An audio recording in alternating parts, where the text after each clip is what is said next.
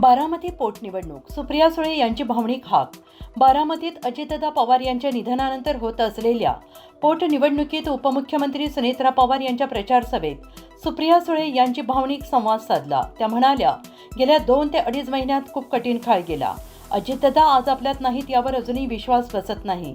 बारामतीकरांनी पवार कुटुंबावर गेली 6 दशके ठेवलेला विश्वास कायम ठेवत या निवडणुकीत वहिनींना विक्रमी मतांनी विजयी करावे असे आवाहन त्यांनी केलं आहे।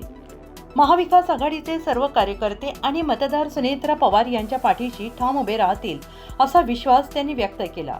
मतदान यंत्रावरील घड्याळ चिन्हासमोरील बटन दाबून अजितदादांना श्रद्धांजली द्या आणि वहिनींना साथ द्या असे आवाहन सुळे यांनी केलं आहे।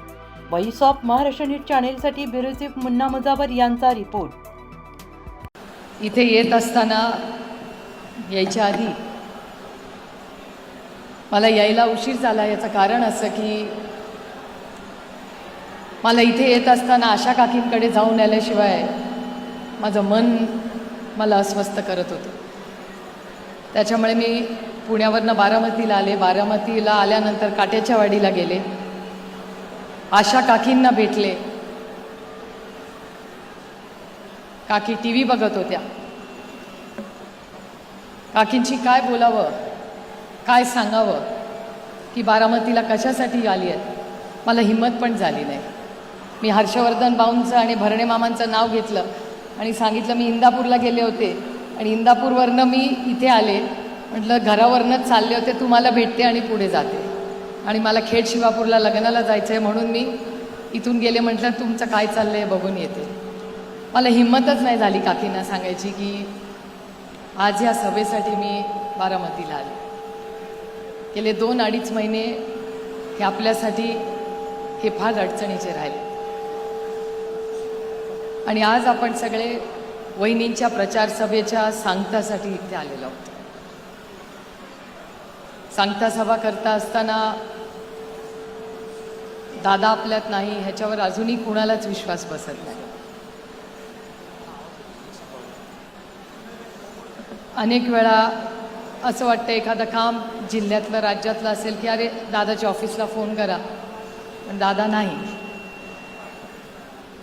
ठीक आहे, कामं होत राहतात, पण आयुष्यभर आपल्या घरातला एक कर्ता पुरुष, आपला एक भाऊ नाही, हे दुःख आयुष्यभर आपल्या सगळ्यांच्या अंतःकरणातून जाईल।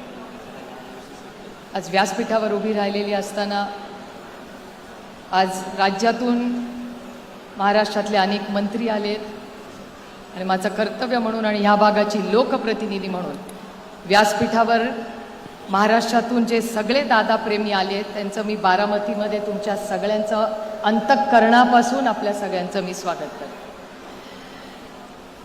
हा कार्यक्रम हा प्रचंड दुःखाचा आपला कार्यक्रम। वहिनींवर पण मोठी जबाबदारी पडली, त्यांच्या लेकरांवरही जबाबदारी पडली। पार्थ आणि जयला अजूनही लहानच आहेत आमच्यासाठी, ते या वयामध्ये एवढी मोठी जबाबदारी त्यांच्यावर आली, पण तिघही ज्या पद्धतीने ही जबाबदारी पेलवत आहेत, कर्तव्य करतायत, ही आपल्या सगळ्यांसाठीच एक अभिमानाची आणि कौतुकाची गोष्ट आहे।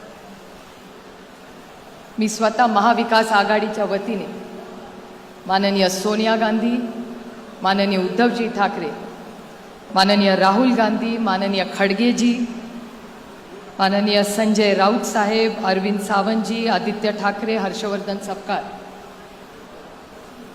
शशिकांत शिंदेजी, जयंत पाटीलजी, माझे सगळे सहकारी आणि पदाधिकारी यांच्या सगळ्यांच्या वतीने वहिनींना शब्द देते की महाविकास आघाडीतला प्रत्येक कार्यकर्ता आणि जो बारामतीतला मतदार आहे तो वहिनींना ह्या इलेक्शनमध्ये ताकदीने त्यांच्याबरोबर उभा राहायला शब्द द्यायला मिळाला।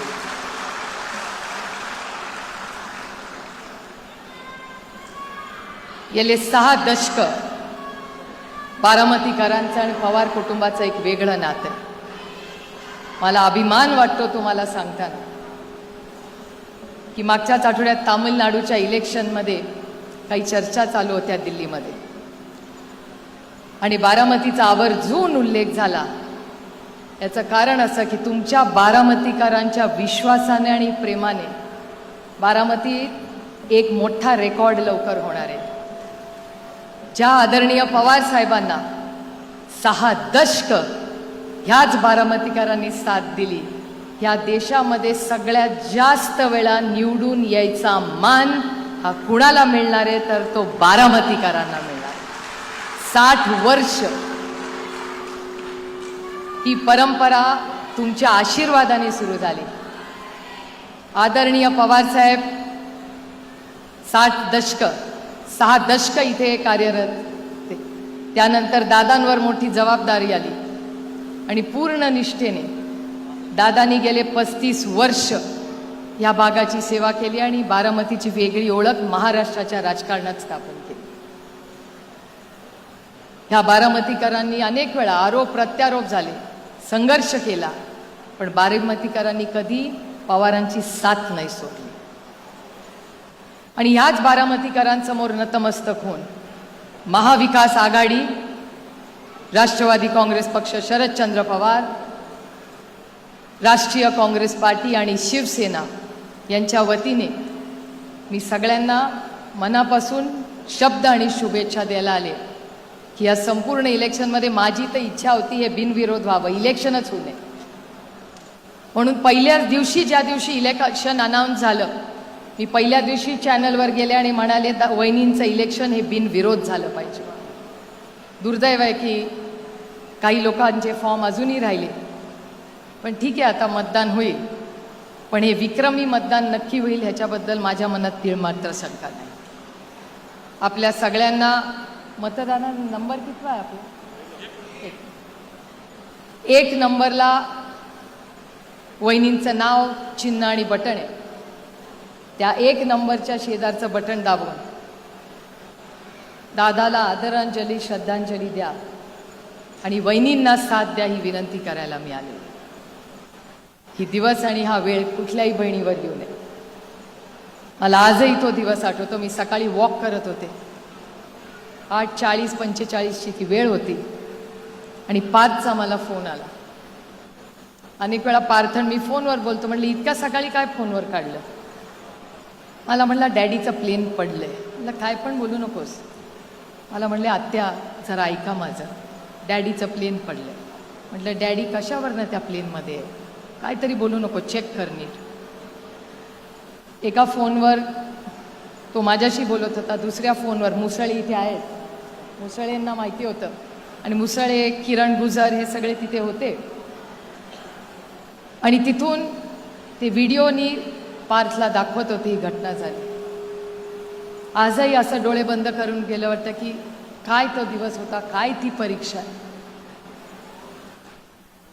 काय झालं की ही अशी घटना किंवा हा दिवस आपल्यावर आला. आजही मला विश्वास बसत नाही. ते प्लेन बघायची हिंमत मी पण केली नाही. त्या दिवशी हेलिकॉप्टरने मी आणि वहिनी एकत्र आलो. वहिनींना आणि माझ्यात तर हिंमत पण नव्हती. पार्थ म्हणला बघायचं आहे, म्हणलं मला नाही हिंमत बाबा बघायची ती. मी डोळे बंद केले तेव्हा, कारण का मला अजूनही अपेक्षा होती की कदाचित त्या विमानात दादा नसेलच आणि असला तर दादा त्याच्यातून चालत बाहेर येईल. आपण कशाला वाईट विचार करायचा. पण झालं ते झालं. आपण आता एक शब्द सगळ्या बारामतीकरांनी एकामेकाला दिला पाहिजे की दादाची जी स्वप्न आहेत ती आपण सगळी एकत्र मिळून पूर्ण करू. दादाची जी बारामतीची स्वप्न आहेत ही सगळी पूर्ण करण्यासाठी जी काही सहकार्य, मदत आमच्या सगळ्यांची लागेल ती आम्ही सगळी नक्की करू.